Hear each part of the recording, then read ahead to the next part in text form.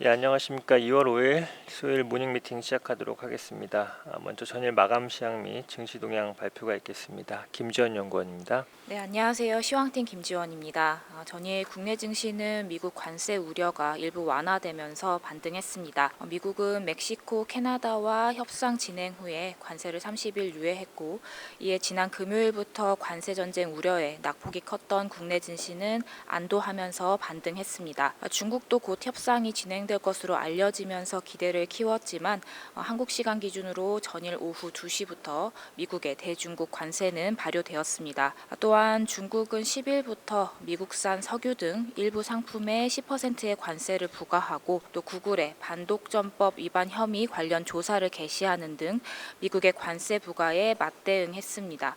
종목별로는 삼성전자가 이재용 회장의 사법 리스크 해소와 샘 올트먼 CEO, 손정희 회장과의 3자 회동 기대감에 장중 5%대까지 상승하기도 했고, 관세 우려 완화에 2차 전지주도 장중 반등했습니다. 오들어서 상승폭이 일부 축소되긴 했지만 양자 컴퓨터 관련주나 방산주들의 강세가 나타나는 등 모멘텀을 확보한 업종들로 매기가 확산된 점은 긍정적이었습니다. 해외 증시 살펴보겠습니다. 미 증시는 관세 우려 완화 및 미중 협상 기대감에 3대 지수 모두 상승했습니다. 대중 관세에 대해서 중국도 맞대응을 진행했지만 트럼프 대통령이 시진핑 주석과 적절한 때에 통화를 하겠다고 발언을 하면서 협상 기대가 유지되었습니다. 발표된 지표로는 12월 구인 건수가 760만 건으로 지난 9월 이후 최저 및 예상을 크게 하회하면서 고용 둔화 우려를 키웠습니다. 미국 10년물 국채 수익률과 달러는 모두 미중 무역 갈등 해소 기대감에 하락했습니다. 관전 포인트 짚어보겠습니다. 중국의 보복 조치가 예상보다 강하지 않아서 합의가 이뤄질 수 있다는 기대가 존재합니다. 또한 EU 역시 협상 의지를 드러낸 점도 긍정적입니다. 관세 불확실성이 여전하긴 하지만 우려가 완화되었습니다. 다만 당분간 변동성 확대에는 대비가 필요해 보입니다. 감사합니다. 예, 다음은 상업용 부동산 월보입니다. 지세진 연구원입니다. 안녕하십니까. 상업용 부동산을 담당하고 있는 지세진입니다. 글로벌 주요 시장의 격차가 확대되고 있습니다. 우선 서울입니다. 1월 금통위에서 한국 기준금리가 동결되었습니다. 서울 주요 권역의 프라임급 오피스 시장의 공실률이 2024년 4분기 기준 3.5%로 낮은 수준을 이어가고 있습니다. 양호한 임대시장, 금리 인하 등을 바탕으로 작년 국내 오피스 거래 규모는 전년 대비 38.4% 증가했습니다. 물류센터의 경우 자산가치 조정기를 거치면서 NPL성 거래 활동이 증가했습니다. 정치적 불확실성, 소비 위축 등의 한국 경제 성장이 둔화될 것으로 예상되는 상황에서 트럼프발 관세 정책으로 우려가 가중되고 있습니다. 기업 활동이나 상업용 부동산 수요 축소로 이어질 가능성이 있는 것으로 판단됩니다. 아시아태평양 시장입니다. 일본은 지난 1월 기준금리가 인상되었습니다. 2024년 일본 상업용 부동산 시장은 저금리와 엔저를 바탕으로 활발한 투자가 이루어졌습니다. 여전히 낮은 금리와 높은 투자 선호도를 바탕으로 일본 투자 시장은 올해도 견조할 것으로 전망됩니다. 도쿄 주요 5구의 오피스 임대시장 공실률도 작년 4분기 기준 2.3%로 낮은 수준입니다. 한편 홍콩 리테일 시장 같은 경우에는 관광 회복과 함께 개선 조짐을 보이고 있지만 관광 소비, 민간 소비 둔화가 아직 문제로 남아 있습니다. 다음은 미국입니다. 지난 1월 FOMC에서 미국 기준금리가 동결되었습니다. 사무실 복귀 흐름이 지속되면서 뉴욕에 이어서 샌프란시스코도 오피스 임대차 활동이 차츰 회복세를 보이고 있습니다. 미국 물류센터 시장은 수납 수면적이 증가했고 신규 공급이 둔화되면서 수급 불균형이 완화되고 있습니다. 미국 상업용 부동산 거래 규모는 전년 대비 10.9% 증가했으나 예년 대비 저조한 수준이고 오피스를 중심으로 한 부실 자산이 증가세입니다. 오피스 임대차 활동이 증가하고 컨버전으로 인한 오피스 스톡 감소가 긍정적 요인이지만 투자 시장 회복에는 시간이 소요될 것으로 예상됩니다. 다음은 유럽입니다. 유로존 기준금리는 지난 1월 25bp 인하되었습니다. 제조업 악화, 독일과 프랑스의 정치적 불확실성 증가 등 유럽 경제에 대한 우려가 지속되고 있습니다. 2024년 주요국의 경제 성장 둔화에 유럽 오피스 임대 활동이 저조한 모습을 보였습니다. 오피스를 중심으로 한 부실 자산 거래 규모도 증가 중입니다. 반면 런던 물류센터 시장 같은 경우에는 작년 4분기 기준 공실률 2.8%로 견조한 흐름을 이어가고 있습니다. 거래 규모도 전년 대비 64% 정도 증가했습니다. 양호한 펀더멘털을 보이는 시장에 대한 투자자들의 관심이 지속될 것으로 전망됩니다. 자세한 내용은 리포트를 참고 부탁드립니다. 다음은 중국 시장 자료입니다. 박소연 연구원입니다. 안녕하세요. 아시아시장팀 박수현입니다. 미중 갈등이 무역 전쟁으로 다시 좀 변동성이 확대가 되고 있습니다. 중국이 미국이 중국에 대해서 관세 인상 10% 발표가 된 이후에 보복 조치를 세 가지 카테고리로 좀 나눠서 발표를 했습니다. 첫 번째로 이제 관세 인상을 중국도 하겠다라고 얘기를 했는데 모든 품목에 대해서 한 건 아니고 석탄, LNG는 15%, 원유나 농업기계, 대배기량 자동차나 픽업 트럭은 10%로 인상을 하겠다라고 2월 10일부터 시행하겠다고 얘기했습니다. 수출 통제는 주로 히토류 위주로 진행을 하고 어제부터 바로 시행이 됐습니다. 기업에 대한 제재도 어제부터 시행이 됐고 구글은 반독점법 조사에 들어가고요. PBH그룹이나 일루미나 같은 기업은 신뢰할 수 없는 기업에 추가를 해서 중국 내에서 사업 활동이 좀 어렵도록 제재를 했습니다. 이러한 제재에 대해서 여러 가지 의견이 있지만 저희는 중국이 트럼프 대통령을 압박하기 위해서 전략적인 판단을 좀 한 것으로 판단을 하고 있습니다. 일단 첫 번째로 관세 인상 같은 경우에는 트럼프 대통령을 지지해왔던 이 러스트벨트가 주로 화석연료 수요가 굉장히 중요한 지역입니다. 이쪽에서의 트럼프 대통령에 대한 지지층의 좀 불안감을 자극할 수 있고 두 번째로는 이거에 대한 불안감을 자극할 수 있는 요소로는 밑에 있는 차트를 보시면 중국이 미국 석탄 그리고 천연가스 수출하는 이 수입을 하는 거죠. 중국이 이 비중이 상대적으로는 좀 낮다고 볼 수 있지만 사실 추세로는 계속 올라오긴 했습니다. 중국이 미국 석탄 이러한 주요 화석연료에서 차지하는 비중이 지금 10%까지 올라와 있기 때문에 작다고 보기는 어렵고요.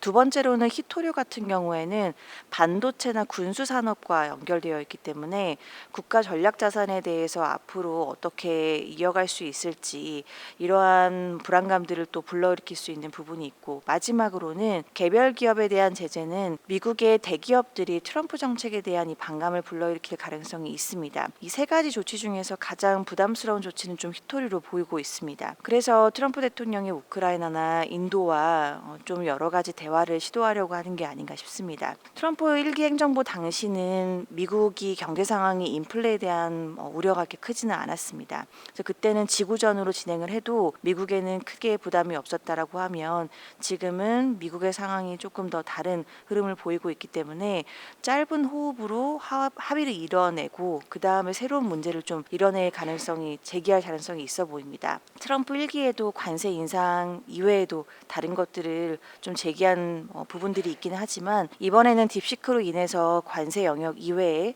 첨단 기술 분야에 대한 제재가 조금 더 빈번하게 발표될 가능성이 있습니다. 이렇게 미중 갈등이 좀 변화되는 양상을 보여도 여전히 중국 증시는 변동성이 확대될 것으로 예상을 하고 있습니다. 불확실성 속에서 명확하게 성과 확인이 가능한 IT텍이나 고배당 같은 조합으로 중국은 여전히 매수세가 집중될 것으로 예상을 합니다. 이상입니다. 다음은 기업 및 산업 분석 순서입니다. 먼저 하나금융지주의 4분기 실적 리뷰 자료 말씀드리도록 하겠습니다. 목표 주가를 91,000원으로 3.4% 상향 조정하고 투자 의견 바이를 유지합니다. 저희가 이번 4분기 실적에서 긍정적으로 평가하는 부분들은 상대적으로 한 변동에 따른 CET1 비율의 변동성이 큰 회사임에도 불구하고 4분기 환율 상승에 따라서 CET1이 64bp 하락 요인이 발생하였지만 기업 대출 중심의 RWA 감축 노력과 한 노출 포트폴리오 조정을 통해서 4분기 CET1 비율을 3분기 대비 4bp 하락으로 방어하였기 때문입니다. 이렇게 방어된 CET1 비율을 기본으로 해서 이번 1분기 자사주 매입 4천억을 발표를 했고 이는 지난해 1분기 발표한 3천억 대비 증가한 수준입니다. 올해 결산 배당은 1,800원으로 결정을 했습니다. 이에 따라서 2024년 주주환원율은 39.3%로 2023년 대비 6.5%포인트 상승했습니다. 저희는 1분기 4천억 규모의 자사주 매입 소각과 그 다음에 약 1조 원 규모의 연간 배당을 감안할 때 하반기에 약 2천억에서 2,500억 수준의 추가 자사주 매입 소각을 예상을 하고 있고 이럴 경우 2025년도의 주주환원율은 약 42% 수준으로 상승할 것으로 생각을 하고 있습니다. 4분기 연결 기준 지배주주 순이익은 5,135억 원으로 컨센서스를 5.4% 하회했습니다. 이 이유는 환평가 손실 1,394억 원이 반영됐고 PF 2차 사업성 평가에 따른 충당금 700억 원이 반영이 되었기 때문입니다. 원화대출은 전분기 대비 1% 감소했고요. 은행의 님은 경쟁사와 달리 OBP 상승했습니다. 수신 측면에서 조달 비용 하락 영향이 반영되었기 때문입니다. 비이자 쪽은 수수료 수익이 견조하게 흘러갔음에도 불구하고 환평가 손실 및 유가증권 손상이 반영되어 크게 감소하였고요. 그룹 CCR은 41bp로 PF 충당금 부담이 반영되었습니다. 다음은 HD 현대인프라코어 말씀드리도록 하겠습니다. 정동익 위원입니다. 안녕하세요. 조선기기업종 담당 정동익입니다. HD 현대인프라코어의 목표 주가를 8,500원으로 상향 조정하겠습니다. 하지만 목표 주가 상향 조정에도 불구하고 상승 여력이 제한적이어서 투자 의견은 기존의 홀드를 유지하겠습니다. 어제 발표된 작년 4분기 실적은 매출액이 9,389억 원, 영업 손실 109억 원을 기록을 했습니다. 여러 가지 비용의 증가, 특히 물량 감소에 따른 제품 믹스 악화, 또 프로모션 비용 증가, 물류비 상승 등이 실적의 발목을 잡은 걸로 보이고요. 엔진 부분은 실적이 선방을 했습니다. 영업이익률 10.2%를 기록을 했는데 건설기계 부분이 370억 원의 영업 손실을 기록하면서 전사 실적이 적자를 내게 됐습니다. 북미 지역의 재고 조정을 위한 프로모션 비용 증가가 큰 부담이 되었고요. 러시아 제재, 또 사우디아라비아의 수요 감소 등도 부정적으로 작용을 했습니다. 한편 별도의 공시를 통해서 올해 2025년 가이던스를 발표를 했는데요. 매출액은 4.8조 원, 영업이익은 2,335억 원으로 제시를 했습니다. 시장 수요 감소에도 불구하고 딜러망 확대와 제품 경쟁력 제고 등을 통해서 20% 이상의 매출 성장을 이루겠다는 계획인데요. 하지만 이는 시장 컨센서스나 저희들 추정치 대비해서는 크게 높은 숫자입니다. 2024년 가이던스 달성률은 매출액은 82%, 영업이익은 41% 수준에 그쳤음을 참고하실 필요가 있을 것으로 보입니다. 감사합니다. 다음은 한미약품 4분기 실적 리뷰 자료입니다. 김혜민 연구원입니다. 안녕하십니까. 제약바이오 담당 김혜민 연구원입니다. 한미약품 4분기 실적 자료 말씀드리겠습니다. 투자 의견 바이 유지하고 올해 기대해 볼 수 있는 R&D 이벤트 기반으로 탑픽 의견을 유지하지만 목표 주가는 기존 36만 원에서 33만 원으로 하향합니다. 연결 기준 4분기 매출액은 3,516억 원으로 YOY 17%, 영업이익은 305억 원으로 YOY 57%, OPM 8.7%를 기록하면서 컨센서스를 5.5%, 21.2% 하회했습니다. 별도 한미약품 매출액은 2,805억 원으로 로슈젯과 암모잘탄 패밀리 같은 주력 제품 성장에도 불구하고 독감 유행 시즌 지연의 영향이 크셨고, 북경한미 매출액 같은 경우는 749억 원으로 마이코플라즈마 감염병 기저 효과가 크게 작용을 했습니다. 한미 정밀화학 매출액 같은 경우는 207억 원으로 이익률이 높은 CDMO 매출 감소, 그리고 전술된 독감 유행 지연으로 원료 수출 감소 영향이 크셨습니다. 연결 기준 작년 R&D 투자 같은 경우는 자체 진행하는 임상 프로젝트 확대로 전년 동기 대비 2.3% 증가한 2,098억 원이 집행되었습니다. 올해도 이제 차가운 실적으로 실망감이 존재하지만 R&D 부분에 초점을 두고 지켜볼 수 있다는 의견은 유지합니다. LA 트리아 같은 경우는 체중 감도 정체기를 보이는 환자 대상으로 효과를 기대해 보실 수 있고, UCN2 같은 경우는 단독 비만 치료제로도 높은 매력을 가지고 병용 트렌드도 자리 잡고 있기 때문에 해결책으로 부각될 수 있는 점도 긍정적입니다. 또한 머크가 진행하고 있는 듀얼 아고니스트 같은 경우도 이번 JP모건 헬스케어 컨퍼런스에서 키 데이터 리드아웃 부분에서 소개된 바 있어서 향후 데이터나 사업 개발 이벤트 발생 시 매력적인 업사이드를 부여할 수 있다는 판단입니다. 감사합니다. 다음은 제일기획 자료입니다. 최영현 연구원입니다. 제일기획 말씀드리겠습니다. 제일기획은 4분기 컨센서스에 부합하는 실적을 기록했습니다. 고객별로는 캡티브 부분에서 14% 성장, 그리고 논캡티브 부분은 매크로 불확실성 이슈로 9% 역성장했습니다. 그리고 2025년 가이던스로 전년 대비 개선된 가이던스를 제시했습니다. 매출 총이익은 2025년 5% 성장을 하고 전년 대비 수익성은 개선하겠다라고 발표를 했습니다. 저희는 특히 유럽 자회사 아이리스에서 구조조정을 통해서 수익성 개선될 수 있다라고 생각을 하고 있고, 이에 기대를 하고 있는 상황입니다. 밸류에이션 측면에서 현 주가는 2025년 P 기준 8.6배에 거래되고 있기 때문에 밸류에이션 매력도 높다라고 생각을 하고 있는 상황입니다. 이상입니다. 예, 다음은 인터넷 산업 자료입니다. 이선아 연구원입니다. 안녕하세요. 인터넷 게임 담당 이선아입니다. 최근 저희 인터넷 섹터에서는 크게 두 가지 호재가 있었는데요. 첫 번째로는 중국의 딥시크사에서 아론 모델을 공개하면서 섹터에 큰 파장이 있었고, 두 번째로는 샘 알트만이 방한하면서 주요 기업들과 미팅을 가지면서 특히 카카오와 오픈 AI사의 구체적인 MOU 계획을 밝힌 것이 인터넷 업종의 호재가 되었습니다. 딥시크의 추론 모델과 카카오와 오픈 AI의 MOU가 시장에서 화제가 된 이유는 낮은 비용으로 최적의 결과를 도출해낼 수 있는 선택과 집중 전략이 통했기 때문인데요. 딥시크 아론 모델의 API 입출력 비용은 100만 토큰당 0.14달러와 2.19달러로 각각 오픈 AI사의 O3 모델 대비해서 최대 입력 토큰 값은 78.5배 저렴하고 출력 시에는 15.7배가량의 비용 차이가 발생하는 등 획기적으로 낮은 비용을 보여줬습니다. 이게 가능했던 이유는 딥시크사가 세 가지 주요 기술을 사용했기 때문인데요.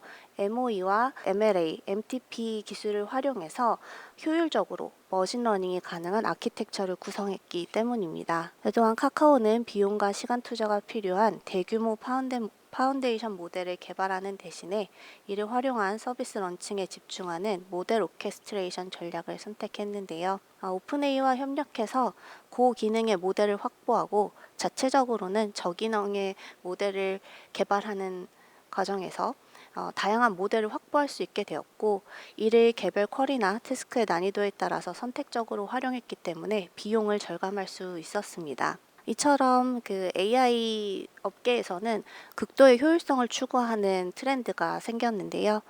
딥시크가 인증한 놀라운 효율성은 상대적으로 자본과 기술 경쟁력이 약하다고 평가받던 국내 AI 소프트웨어 업체들의 딥러닝 모델 개발에 희망을 주는 본보기가 되었습니다. 그러나 딥시크의 코드 구조나 응답 패턴이 GPT-4 기반의 여러 모델들과 유사하고 V3가 스스로를 챗 GPT로 인식하는 경향을 보이는 등 데이터 품질이나 기존 모델에 대한 의존도 논란이 있는데요. 비용 또한 과도하게 절감되어 발표되었다는 주장이 있습니다. 한국 AI사들이 딥시크처럼 비용 효율화를 달성하기 위해서는 일단 딥시크가 실제로 기존 모델과 얼마나 기술적인 차별성이 있는지를 입증하고 투명한 개발 비용을 공개해야지만 한국 AI 업체들도 딥시크처럼 기술 혁신이 가능한지 저희 판단할 수 있을 것으로 예상을 합니다. 한편 카카오의 경우 단순 API 업그레이드에서 그칠 것이 아니라 신규 혁신적인 서비스를 탄생할 것으로 기대를 하고 있는데요. 기존의 카카오가 서비스하고 있는 AI 서비스들인 카카오톡 실험실 대화 요약이나 문체 바꾸기, 카나나 AI 비서의 회의 내용 요약, 일정 자동 조율 등의 API 업그레이드에 그치는 것이 아니라 이용자들의 소통과 연결 방식을 혁신하는 신규 서비스를 런칭해야지 카카오 주가에 보다 긍정적인 영향이 있을 것으로 예상하고 있습니다. 이상입니다. 예, 다음은 금호석유와 SK가스 자료입니다. 전우재 연구원입니다. 안녕하십니까. 배터리화학 담당하고 있는 전우재입니다. 금호석유 리뷰 말씀드리겠습니다. 금호석유 투자 의견 바이와 섹터 탑픽 유지를 하고요. 그 이유는 여전히 같습니다.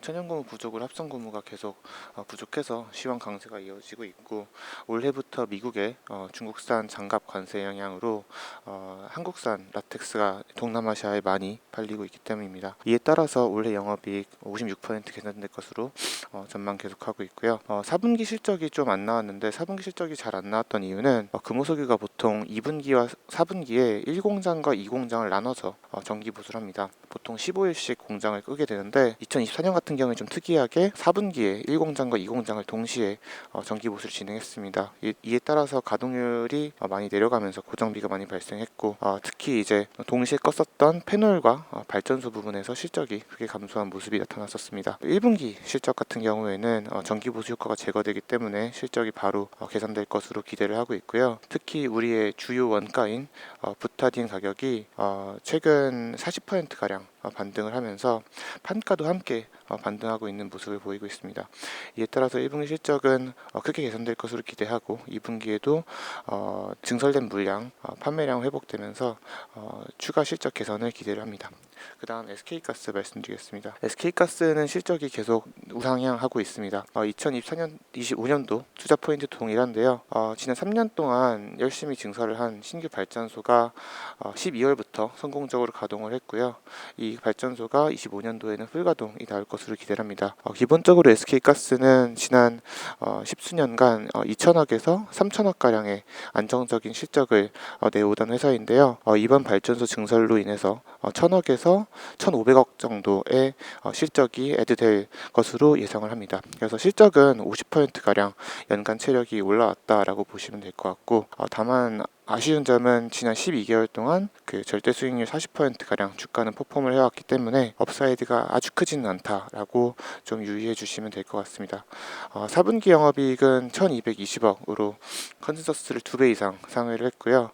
이거는 예상과 다르게 좀 그 발전소가 빠르게 실적이 올라오면서 좀 생각했던 것보다 시장의 기대치를 아웃퍼폼했던 것 같습니다. 1분기에도 발전소 가동 그리고 이제 다만 이제 가스 사업부가 이제 4분기가 좀 성수기였기 때문에 1분기 실적은 조금 아쉬우나 아마 이것도 컨센서스를 상회하는 실적이기 때문에 크게 무리 없는 주가를 기대해 봅니다. 이상입니다. 다음은 BHI 자료이고요. 한재훈 연구원입니다. 네, BHI 말씀드리겠습니다. BHI 바로 투자 포인트부터 말씀드리면 2024년도 역대 최대 수주의 핵심이었던 이 HRSG는 올해도 강한 수요가 지속될 것으로 전망합니다. 증가하는 전력 수요를 대응하기 위한 방안 중에서 LNG 복합 화력 발전이 당분간 가장 현실적이기 때문이고요. 그래서 이미 석탄 화력 발전은 LNG 복합 화력 발전으로 대체되기 시작했고 신재생 에너지의 가널성을 보완하는 관점에서도 그 수요는 증대되고 있습니다. 이에 따라서 LNG 복합 화력 발전의 핵심 설비인 HRSG 또한 수요 확장기에 진입하고 있습니다. 실제로 2024년 BHI는 1조 원을 상회하는 HRSG 수주를 기록하면서 급격한 수요 증가에 따른 수혜를 누리고 있는 상황이고요.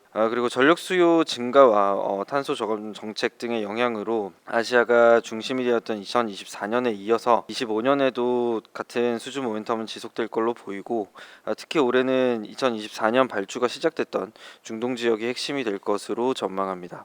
그리고 향후 미국 시장에서 발생할 수주 모멘텀도 중요한 관전 포인트로 보고 있습니다. 트럼프 2기가 시작되면서 미국 에너지 정책에 변화가 예상되기 때문입니다. 석유 수출가 늘어날 것으로 전망하고 있고요. 신재생 에너지로의 전환보다는 화석연료를 활용한 발전량이 증가할 것으로 보입니다. 이는 LNG 복합 화력 발전 수요 증가로 연결될 공산이 크기 때문에 결과적으로 HRSG 수요 또한 증가할 것으로 판단하고 있습니다. BHI는 과거 미국 기업인 캘파인에 HRSG를 납품한 이력이 있고요. 이미 미국 현지에 법인을 설립해둔 상태입니다. 그 얘기는 미국에서의 에너지 정책 변화에 빠르게 대응이 가능하다라는 의미고요. 중동 및 아시아 외에도 미국에서 발생할 수주 모멘텀에 주목할 필요가 있겠습니다. 이상입니다. 예, 다음은 미국 주식 자료입니다. 스타벅스고요. 유중호 연구원입니다. 네, 안녕하세요. 미국 기업 분석 담당 유중호입니다. 스타벅스 자료 발표드리겠습니다. 스타벅스는 이제 작년 9월에 신임 CEO를 맞이하면서 백투 스타벅스라는 문구를 내세우며 리브랜딩을 좀 펼치고 있습니다. 그래서 이런 기대감에 따라서 올해 주가가 좀 어느 정도 상승세가 나타났는데요. 그럼에도 여전히 저희는 일단 스타벅스의 장기 매출 성장성을 반영한 기업 가치 상대 주가는 여전히 저평가되어 있다라고 판단하고 있습니다. 최근 실적 흐름을 보면 매출과 주당 순이익 모두 시장 예상치를 상회했습니다. 일단 동일 매장 매출은 거래량이 줄어들면서 감소했지만 신규 매장을 늘리면서 이를 일부 좀 상쇄했는데요. 1분기에만 신규 매장 377개를 오픈했고 전체 매장 수는 4만 개를 넘어섰습니다. 그리고 스타벅스 리워드 가입자 수도 일단은 높은 수준이 유지되고 있고요. 올해 가이던스를 보면은 일단 기업이 리브랜딩 전략을 펼치고 있는 점을 감안해서 숫자를 제시하기보다는 좀 흐름이 어떨 것인지를 대략적으로 언급했는데요. 일단은 이번 1월에서 3월에 해당하는 기간 동안은 주당 순이익 같은 경우에는 일단 좀 마진 압박을 받으면서 최저 수준일 것으로 언급했습니다. 그러나 하반기 올해 4월부터 9월까지 해당하는 기간 동안에는 점진적인 이제 EPS 개선을 예상했습니다. 일단은 백투 스타벅스 전략을 빠르게 펼치고 있으면서 이게 실적을 통해서 어느 정도 긍정적인 반응이 나타나는 것을 좀 언급했는데요. 신규 전략의 주요 내용을 좀 요약드리면은 일단 메뉴를 간소화시킬 것을 첫 번째로 했고, 그리고 공격적인 매장 확장보다는 기존 매장을 재설계하는 데 집중하겠다라고 언급했습니다. 그리고 북미 지역의 일단 매장 가격 유지, 같은 것도 있고요. 그래서 단기적으로는 미국 시장이 조금 더 질적으로 집중을 하고 장기적으로는 이제 중국을 필두로 국제 시장에서 일단 성장을 이룰 것으로 언급했습니다. 자세한 리포트 참조해 주신 감사드리겠습니다. 예, 이상으로 준비된 자료 발표를 마쳤습니다. 감사합니다.